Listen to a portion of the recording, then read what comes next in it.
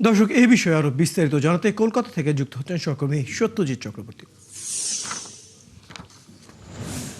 সত্যজিৎ, ওসমান হাদির হত্যাকাণ্ডের মূল আসামিদের কিভাবে আটক করলেন কলকাতার পুলিশ এবং এই বিষয়ে আর কি তথ্য আছে আপনার কাছে? দেখুন, যেটা এসটিএফ যেহেতু তাদের গ্রেপ্তার করেছে, অর্থাৎ এই যে হাদি হত্যা মামলায় ফয়সাল করিম মাসুদ এবং আলমগীর হোসেন, এই দুজন তারা হত্যাকাণ্ড ঘটানোর পর মেঘালয় সীমান্ত দিয়ে ভারতে ঢোকে, তারপর বাংলাদেশ সীমান্ত সংলগ্ন উত্তর ২৪ পরগনার পেট্রাপোল বেনাপোল যে সীমান্ত এলাকা, সেরকম একটা গোপন ডেরায় তারা আশ্রয় নিয়েছিল। কারণ উদ্দেশ্য ছিল তাদের বাংলাদেশে ফেরত যাওয়া সময় সুযোগ বুঝে। আর এই খবর পশ্চিমবঙ্গ সরকারের যে স্পেশাল টাস্ক ফোর্স পশ্চিমবঙ্গ রাজ্য পুলিশের, সেই রাজ্য পুলিশের স্পেশাল টাস্ক ফোর্সের কাছে যায় এবং সেই মতো তারা বিষয়টি বাংলাদেশের বিশেষ যারা কর্তৃপক্ষ আছে এই মামলা, হাদি হত্যা মামলার, তাদের সাথে যোগাযোগ করে, তাদের থেকে ছবি নিয়ে রীতিমতো তারা কিন্তু বিষয়টি কনফার্ম হয় যে ছবি আর কি প্রাপ্ত ছবির সাথে এই যে দুই যুবক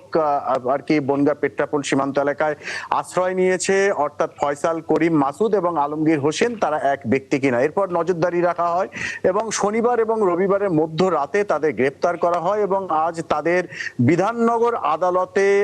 এসটিএফ কিন্তু তোলে এবং তদন্তের জন্য তারা এখানে কাদের সাথে কাদের শেল্টারে ছিল,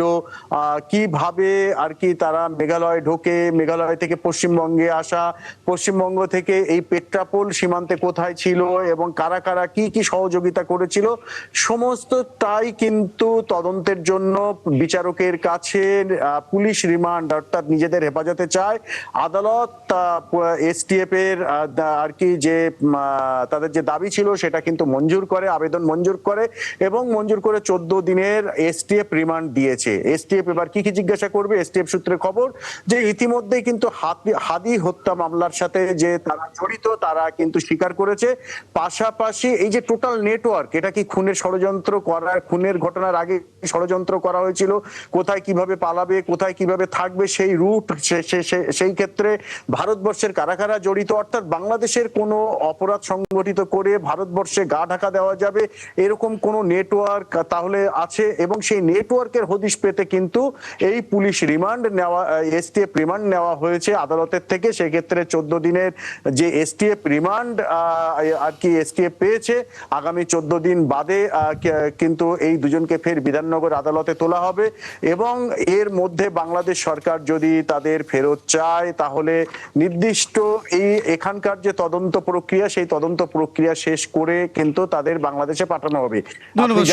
সত্যজিৎ, আপনি খবর রাখতে থাকুন, প্রয়োজনে আবার আপনার সাথে যুক্ত হবো। দর্শক, আমাদের সাথে আমাদের সহকর্মী সত্যজিৎ যুক্ত ছিলেন কলকাতা থেকে। জানছিলাম ইনকিলাব মঞ্চের সাবেক মুখপাত্র ওসমান হাদি হত্যা মামলার প্রধান আসামি ফয়সাল করিম মাসুদকে গ্রেফতার করেছে ভারতের পুলিশ, সেই বিষয়ে বিস্তারিত জানছিলাম।